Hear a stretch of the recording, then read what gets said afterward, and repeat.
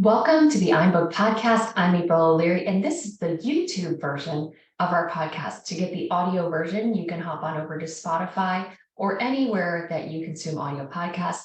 We are going to jump into some really cool content, so stay tuned for our next guest. We look forward to connecting with you, and be sure to subscribe. And to start your author adventure, hop on over to o'learypublishing.com, where you can map out the entire process and see what writing a book would look like for you. Let's get started.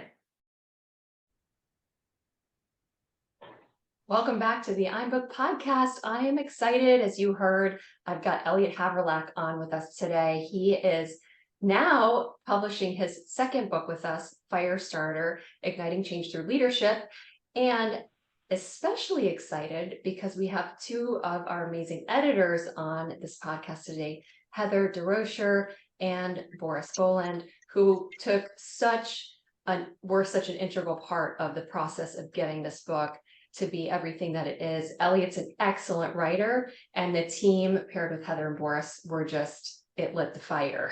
So welcome to the show, Elliott, Heather, and Boris. Hello, Morning. glad to be here. Thank you for having us. So glad. So Elliott, this is your second book with us and your third book overall. How would you compare your first book with us, From Fear to Fulfillment, with this book, Firestarter? Was there any changes or any things that were different about the process for you this time? I'd say that the biggest change for me was I knew better how robust and rigorous the editing was going to be. The first time it was a little bit of baptism by fire, no pun intended, with the Firestarter, and I'm now quite comfortable with it, and I'm very cognizant of the fact that having multiple editorial reviews really makes a big difference when you're publishing a book. I agree. And it's interesting because we talk with a lot of people who haven't published a book yet, or maybe they're thinking about, well, I could just do it myself. I could figure that out. And I think the biggest piece that people miss in that process is you can't write a book in isolation. You could try, you can get a first draft out, but to really get the feedback, like you're saying, Elliott, is so crucial to getting the book to the point where the reader is going to have a really exceptional experience, which they absolutely will on this book. So give us, if you could, an executive summary of what Firestarter is about and who this book is for. So Firestarter is an approach to leadership that is novel, that I have cobbled together over 42 years in business. And what it really says is that as a leader, you have to learn to really serve first before you can lead. And that despite maybe the role you may have or may seek or desire, that a big chunk of that work is going to be done serving the team that, I guess, supports you and the company that you're leading. And it's for anybody who wants to be a leader, anybody who is an emerging leader that might be struggling, and even for a veteran leader who believes that maybe they've seen it all or heard it all. I will tell you from personal experience, there is a trove of unlocked potential in your team that you're missing if you have not adopted the appropriate leadership style. I love that. That is a beautiful way to put it. And it really does encapsulate. This book has so much to offer, so many things that I felt that leaders often overlook about their team, and how to cultivate the excitement of the team and get the fire started. And so I want to hand it off to Heather, Heather DeRocher is our head developmental editor. She has been with us since 2019. She's worked on all of our books. I can't do the work I do without her. And you've worked with Elliott on both of his books. I have. Really have taken the whole vision of what the author wants and who they want to reach. Like Elliott just shared that. What is the book about? Who is it for? And your job is to really make sure that happens. So I want to hand the mic off to you and have you talk about that with Elliott, about the process of developing his manuscript, to really getting it to the point where then Boris could step in, and then we'll migrate the mic over to you, Boris. Yeah, so this was really a lot of fun. One of the things I love about working with someone for a second time is we can dive right in. And we really did that. You know, Elliott and Boris and I worked really closely together on his first book, From Fear to Fulfillment, and really got to know each other. And that really helps to know each other, you know, to know someone so well. And some of the things I want to just kind of toot Elliott's horn a little bit here. You know, he's a very humble man, so he won't say how amazing, incredible, and awesome he is, but he is as a leader, as a human, as a dad, as a husband, all those things. I mean, he's just cream of the crop, and it's just a delight to work with him. And we're so grateful that he's in our family and on our team here. And it comes through in his books, you know, and on his first book, it was funny because, you know, politically, he and I are not the same, but we work together so beautifully, and we're able to, in intelligent, thoughtful ways, challenge each other to get to a point where we had something that anyone can read and that anyone can benefit from. And I so valued his willingness. He's smart, he's capable, but he's super open and humble and willing for me to call him on stuff and to push him. And he actually likes it, right, Elliott? I think you kind of like it when I push you, don't you? Well, I call them the hard truths that make me better. You know, I get challenged. I'd say one of the funnier things that happened this time was when I was preparing the preface. Heather very nicely said to me, "It's supposed to make me want to read the book. This doesn't make me want to read the book." And I re-looked at it and was able to re-engineer the entire preface, and it's completely different than it would have otherwise been. And after looking at the original product and the product that Heather helped me to create, they are night and day. And it's so wonderful because it's so great to work with someone who's willing to do that. And I push all the authors in that way. And for him to really be able to look at it and see, oh my gosh, I could do this. And even people who are really good writers and good at all these things need to be pushed and need to be questioned. I even need that. When I wrote my book, April did that for me. Like, we all need someone to do that for us, right? And I remember it was so wonderful because I was comfortable enough with you. I knew you well enough that I could basically say, like, this does not make me want to read the book. I want to be able to, you know, dive in. That's what it's supposed to do. And it wasn't even just the preface that changed. The whole tone of the book, the title, the chapter titles, the whole theme. You had all this great information, but we didn't have the thing that pulled it all together. And in that push and in your new preface, we came up with Firestarter and all the chapters talking about how leadership is so much like a fire, and using all those analogies and metaphors. And now this book is fun and exciting to read, in addition to being so practical and so useful. And the thing that I love about Elliott and both of his books is how practical they are. Like, you can put these things into use right now, right here. It's not theoretical. It's on the ground for 40 years. Here's what works. Here's what didn't work. Here's what I challenge you to do. And so it's really like having a great friend come along, hold your hand, and show you all these things that you might not ever have seen from his direct personal experience. So I really appreciated that he was so willing to do that. And we worked together for quite a few months. I mean, it's a pretty long book, right? Elliott likes to have long books. And the way we cut them down is we take part of the book out and we say, you can do this in your next book, right? Right. We'll save this. And that's actually what a lot of this part of this book is saved from the last book because it didn't fit, but it fit here, right? Your letters and your reflections, they really fit in this book. So we had a lot of fun going back and forth on this, and really transformed everything, right? And that's what it takes, I think, to have a good book. You have a book, you revise it, you challenge, you work together. The synergy of working together with the right team creates a book that really can light fires, right, for people. And I feel like that was really our experience working together.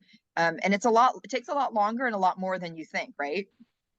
It's quite an effort, but it's very symbiotic because while I'm trying to create something that will light fires in the reader, Heather at the same time was lighting fires within me and helping me to better communicate my thoughts. One of the biggest mistakes writers make is a lot of it's in your head and doesn't get into the paper, and you think the blanks need to get filled in.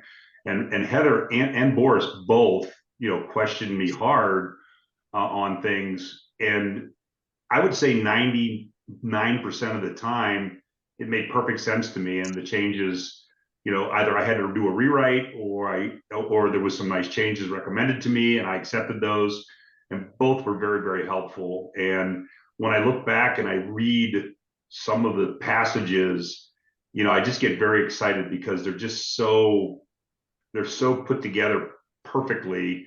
And I know that it's better because of them than it otherwise would have been.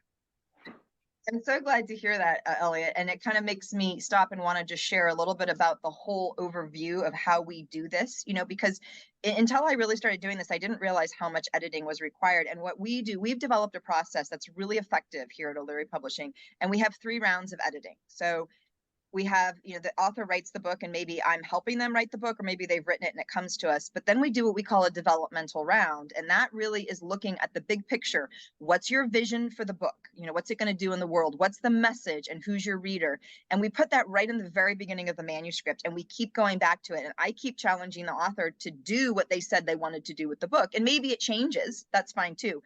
But that developmental edit is really the big pieces, putting them together, the overview, making sure we have it all, make sure we've answered all the questions, making sure what's in your head, Elliot, is actually on paper. That big developmental edit, and that can take months. I mean, I've worked with some authors for 6 months or a year on that, and it's worth it, right?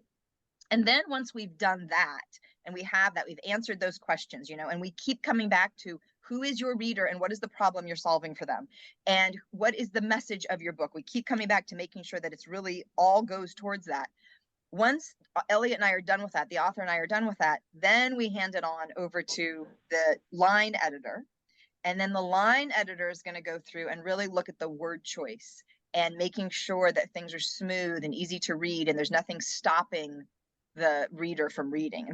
And then after that's done, we have a proofread. So we have 3 different rounds of editing. And I think a lot of people don't realize that. And I always like to say it just so people understand what it really takes to create a quality book.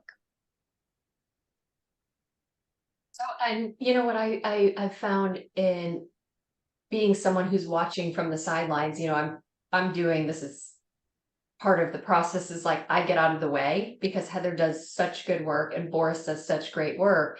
And Heather will say, can you take a look at this? Or what do you think about that? Or can you help out with the back cover copy? Because some of the material, of course, needs to be marketing, have that marketing angle to it. And so I think that in the cover design even, and Elliot, what you came up with, I think you were the one that found the ball that has the matchstick that's lit in it. Didn't you find that? I did, yes. We were looking at different fire patterns and I was really thinking more than a fire, more a spark or a match. And I thought it was a way to, lead to stimulation of new ideas and creativity. So there was the light bulb kind of coming on, so to speak. I love it. The cover just pops. It is such a stunning cover. It's black with this light bulb on it that's got a lit matchstick inside instead of the typical filaments. And then the words Firestarter has some flames kind of set in the actual font. And I love how Heather just shared about how the theme changed, how through the developmental process that you came up with Firestarter and then you reworked the table of contents to make it all kind of revolve around that theme. And then really that's what leaders do. They spark ideas, they spark flames in people, they ignite their passion, they get the team excited about what they're doing. So Heather, when you were wrapping up with developmental editing, how did you kind of know when it was time to bring Boris in? That's such a good question because I mean, we could go on forever. And if it wasn't for you, April, we probably would. But April's like, okay, we have a timeline. We need to actually publish the book. My job, like timeline, project, let's keep moving. Yeah, so you really help with that. But it's like the book kind of tells you, okay, I'm done. Like, this is where I want to be. And it really, I mean, it sounds kind of crazy, but it tells us what the cover wants to be. It tells us what the title wants to be. So it kind of was like we had gone through everything back and forth and I didn't have any more questions for Elliott. I think that's kind of, because that's really my main job as a developmental editor, is to ask a lot of questions, right? And to really, that's how you push them. And I kind of ran out of questions, and it just felt like almost like, boom, it's complete, right? It was there. Did you get that sense? I did. I mean, I knew we were getting close. And as Heather pointed out, the book has 3 sub books in it.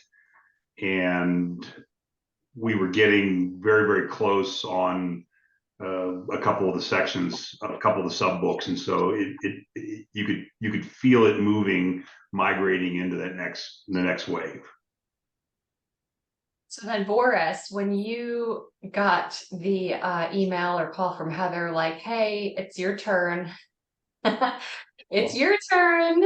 How do you get started? Like, what's your process of getting started with Elliott? Or Elliott, do you want to talk about what your process is when you're finally like, all right, Heather has no more questions for me, so now I get to go and work with Boris? How's that? I just brace for the magic to be created, because Boris, I don't know how he does what he does, but it is wizard-like, and he helps change the tone of a lot of the concepts in the book. I mean, it's the same message, it's the same overarching imperative message, but it's created in a much more salient way, I guess would be the best way to say it. So, Boris, what do you have to say about that? Well, I knew this book was coming. It's my second time working with Elliott, and I was excited about it because, I mean, Elliott is a joy to work with. He's really open to things. He wants the product, the book, the message to be the best and the most effective that it possibly can. And I felt we had a really good dialogue going, Elliott. I felt like, we were going back and forth, and, I think that kind of stimulation makes the book better, makes the wording better, and I would have a question and I would put it in the comments, like, what are you referring to? Are you trying to say this? Or, and then he would say, okay, and he would clarify it, and then it would be all, it would be all spelled out and more clear to the reader. And that's really what we want to do, is make the book accessible to the reader and bring that author's voice through straight, loud and clear, with no impedance. And that's what we really try to do, and that's what I try to do in my editing process. I want Elliott's voice to be heard and heard clearly, and for the reader to get the message in the most effective way. And I think we've done that. I think we've really accomplished that. I think the book is an excellent guidebook for people who want to be leaders, as opposed to managers, Elliott. You pointed that out. Leadership is not management. And I think that's a really important point, because leadership goes beyond. And this really gives people that concept of what it takes to lead and be and start that fire and get people going and ignite them and make them want to share your vision. So I think we did that. Interesting, Boris, and I would love for Elliott to speak on that for a minute, because I think there is a mistake that people make, that if you're managing people or people are under you, then you are a leader. But how would you answer that, Elliott, just to give the listeners here a little taste of what they can expect in this book? Yeah, I think it sums up with, there are some managerial elements in being a leader, and there's some leadership elements in being a manager. My experience is most of the leaders that I've been around have been focused on management, and the leadership suffers dramatically. And what you end up with was really an uninspired team. It's not exciting. And really, managers will really say you can't, and leaders transform that into what if. And that's really the difference between the two, distilled down into just a couple words. I think one other thing that Boris brings to the table, which is really helpful for me, is I've been doing this for so long. I've got a lot of what I call corporate jargon that, a person who's not been around me or been in my business orbit doesn't understand, and or he'll challenge me and say, well, what does this mean? I don't understand it. Or can you say more about this because there's too many blanks? And that's very helpful because I know there will be readers out there who may never meet me, or may never ever know anything about me other than I wrote a book. And this way it can breathe the life into the words such that they'll be more effective for the reader, who ultimately is the person that we're trying to turn into a fire starter themselves. And I'd love to just make a plug here that there is a Firestarter series that's in the it's in the kindling phases, right? So I think that the Firestarter, you know, when you read this book, Firestarter, and I encourage you to pre-order the book. It's already pre-ordered. It's in pre-order right now. It's beautiful. It's a hardcover with a dust jacket. You can get the ebook. It's going to actually launch on Tuesday, October 17th. But you'll get the concept of what a Firestarter is, but the veins of all the different directions that fire starters can show up in different ways. I think Elliott has such a gift with words, but he also has such deep knowledge of leadership. And so he's not talking about things he doesn't know about, like some people do in their books. He's talking with this vast amount of experience leading large teams, taking businesses from small to large to very large, and doing it in a way that people are excited and that they feel motivated. And some of the letters that he included, I want you to talk about the letters a little bit, Elliott, and why you included them and what the reader can expect from those. So I have always found that one of the ways that I enjoy communicating with my team is to write heartfelt letters about different events in the organization. And they could be about a tragedy, they could be about a triumph, they could just be a thank you letter. And I've enjoyed doing that for almost the entirety of my career. When the computer age came about upon me, I started to save those letters. And what we did was we carefully took the literally hundreds of letters and distilled them down into a sample. So there's a letter in there for almost every event. And what we're urging the reader to do is to take those letters and use them as stimulus to start writing letters to their teams. I love it. So it's an exciting and different way, and I just absolutely love doing it. And you're so good at it, you know, so good at it. So Boris, one thing that I think you left a little open-ended here, and I want to go back to a second, because for someone who hasn't worked with an editor, maybe they've published their own book, or maybe they're thinking about it, or maybe they're not that confident in their writing. You know, some people are like, I know what I'm thinking, but I don't want to say it the right way. And your job is to help them say it the right way. But you said, I leave some comments in the, you know, I leave some comments, I think is what you said. But I'm thinking, like, sort of like you said, Elliott uses some business jargon that maybe other readers wouldn't know. I think in the editorial world, when we say we leave some comments, what does that mean? Like when you said you had great dialogue going back and forth, can you talk a little bit about how, like, technically speaking, what does that mean? Like, what are you doing? Sure. Yeah. So we work in Google Docs. The manuscript is in Google Docs, and we are able to go in and make suggestions, either suggestions or final edits, depending on the situation, but usually suggestions for the author on how they might improve a certain sequence of words or paragraph or terminology, and then the author is able to look at those and respond, either accept the suggestion, reject the suggestion, have a dialogue with the editor about the suggestion. So it's something that appears off to the side when we work in Google Docs, and it's a very effective way of having a dialogue and a relationship with the author, and it's a very efficient process, and it works rather well. So, Elliott, how did you find that working for you? I was absolutely liberating for me. It helped make the book just continue to enhance the book every step of the way. I think one of the funny things about it, and I don't know if Boris feels the same way, but I feel like he and I spent a lot of nights together because he and I both seem to work at odd hours. Yeah. And I'll be in there at 3 o'clock in the morning and I'll be, oh, he's in there too. Yeah.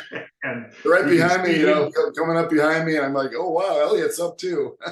Yeah, so I just found that fascinating that, it doesn't matter what time of the day or night, when the moment comes, oftentimes we'd be almost on top of each other. Yeah. And so I would immediately stop what I'm doing, give him his space and go find something else to do. But that was really, really enjoyable part of it, I thought. So yeah, I That's agree. kind of the neat part, I think, of Google Docs is you can see if someone else is on the document at the same time. And so it's like, ooh, Heather's looking at, and you could see where their cursor is and what they're doing. So it's sort of like you could be a voyeur on your own document, seeing what he's doing. And we always say, and for, for a large part, the editorial process serves the author. We want the book to serve the reader, but we don't ever take control of the book and do what we want to do. We always make sure that the author is the boss. So if there were suggestions or ideas or things that Heather or Boris made to Elliott, and Elliott's like, I don't want to do that necessarily, Elliott's the final say. And we really, really try to bring our best suggestions forward, but not be tied to whether the author wants the suggestion or not. And across the spectrum of authors, some people are very willing and open like Elliott is, and some don't want as much help or don't want as much input. And so it's okay, whatever your level of comfort is with letting go, in a way, letting the editors do their work, I think is really important. Was there anything else, Heather or Boris, that you felt we didn't cover in the editorial? And then I'm going to shift a little bit towards design and book launch. I think we got everything. Although, I'd love to let me just read a couple chapter titles because they're just so good, and I think it'll make people really understand the book more and want to be in that. So this book we basically have 3 books in one, which is really kind of cool. Book 1 is leadership, the responsibility to ignite. And that's kind of the core of all the information experiences that Elliott shares. And then book 2 is leading teams, letters that burn. So those are all the letters that he talks about. And then book 3 is reflections, leadership ideas that ignite. And those are a lot of articles that he wrote over the time. But that first book, book 1, it has 8 chapters. And I just am in love with the chapter titles. It was so fun for me to challenge you, Elliott, and then to have you come up with these. And I just want to share them because I know they're awesome and amazing. And I know how proud you are of them because you really worked on them. So you want to start a fire. Chapter 2, the kindling that optimizes combustion. Chapter 3, sourcing the elements for combustion. Chapter 4, smoke signals. Chapter 5, spreading like wildfire. Chapter 6, when the fire is doused.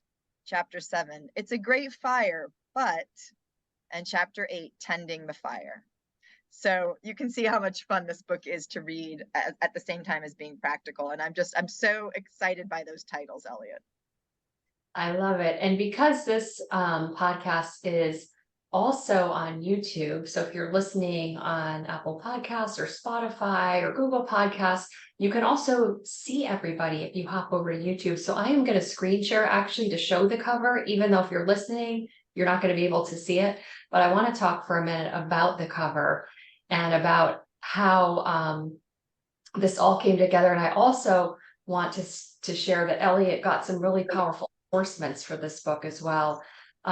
So you can see here it's black and it's got Firestarter in big letters. It's got orange and yellow flames kind of coming from behind the cover, almost through the word Firestarter.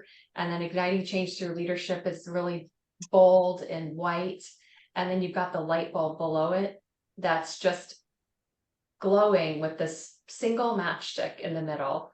And then, of course, Elliott's name is on the bottom. And in the back, we included a matchstick or matchbook that I can't show you that right now because it's not here on Amazon yet. But when I look at this cover, it just feels like so like fresh ideas. It feels clean. It feels relevant. It feels like there's a lot of power inside of it. And I feel like that's what the cover, the vibe that it gives me. How do you feel? Like, Elliott, what was your feeling on this as it came through and some of the designs we went through? It was interesting because there were a lot of earlier designs that I loved. But just like my last book, when I saw this one, I knew this was the one we wanted. And then it was just a matter of, tweaking a few of the elements, the fonts and things like that. But I think it speaks really well to the book and gives the reader a good insight to some of the stimulation they're going to get and the difference. Who's ever seen a matchstick inside a light bulb? Right. Not very many people. And I think the book is a message that's very unique. There are a treasure trove of books out there that tell you how to be a leader, and I see a lot of those as out of a corporate playbook that's been around forever. And this is just a new and a different departure. One of the other things about the book that I absolutely love, because I don't want to work and have not wanted to work without having fun. And I like to bring fun into all my books. And at the end of each chapter in the first section of the book, there's these lighthearted lessons that are true stories that happened in my career that I hope they'll come through to the reader as entertaining as they occurred in real life, because some of these things became almost infamous in the lexicon of the company and lasted for 10 or 15 years, as becoming synonymous for an event or something that happened. And each of the chapters has that at the end of them. And I think they're fun. And I hope that the reader will see that as well. I love it. Well, this book has so much to offer. I know for those of you who are listening who have read leadership books, you're like thinking maybe, oh, another leadership book. This is a leadership book that you have not read. You have not read what Elliott has to offer. It is a totally fresh, totally new way to approach igniting fires in your team. I highly encourage you to go to Amazon, Barnes & Noble, pre-order it. You can pre-order the Kindle or the hardcover edition. I want to thank you so much for trusting us for a second time to go through this trenches of editorial, I'll call it editorial heaven. and really come out with such an amazing book. I want to just really thank you for trusting us to bring this forth to the world again. And Heather and Boris, I want to thank you for your work that you're doing to really sharpen our authors and to bring these books forward. And Elliott, I wish you so much success on the launch of this book. Anyone have any final parting words they want to say before we sign off for the day? I just want to say I'm looking forward to the next one already, because as Elliott said, and as we believe here at Illyria Publishing, is we are about having lots of fun and joy. We really do. If we're not going to have fun, we're not going to do it. So I look forward to the third one, because I know how much fun we're going to have on that, and also what we're going to bring to the world for other people, because you really are dedicated to bringing things that people need. So thank you, Elliott, and thank you, Boris, and thank you, April. This is an awesome team, and I'm delighted to be a part of it. Same here. Yeah. Ditto. Yeah, well, I'm looking forward to what's next. And I will tell you that it's as simple as this, folks. Lighting a match. It's not lighting, of course, in this particular case, because sometimes even the greatest fire starters have to try a second time or a third time, but I got it lit. There we go. And this book will light a passion in you like you have not had lit in you before. And I don't say that lightly. It really is intended to be the end all. And for those who pick it up and read it and have questions, you can go to my website, and I'm a pretty approachable guy. I'm more than happy to talk to you about concepts. Just shoot me an email. What is your It's website? cehaverlack.com. Yes. And you'll learn a little bit about my coaching business and some of the other things that I value in my life and my career. I love it. So be sure to hop over to cehaverlack.com. I'll put that in the show notes, and hit him up on Instagram. He's on Instagram. He's on Facebook. You could send him a direct message, and he would be happy to hear from you. Thank you all for your time today. This wraps up another episode of the I'm Book podcast. And be sure to hop over to o'learypublishing.com where you can take an author quiz and find out if becoming an author is something that's in your future. Have a great day, everyone.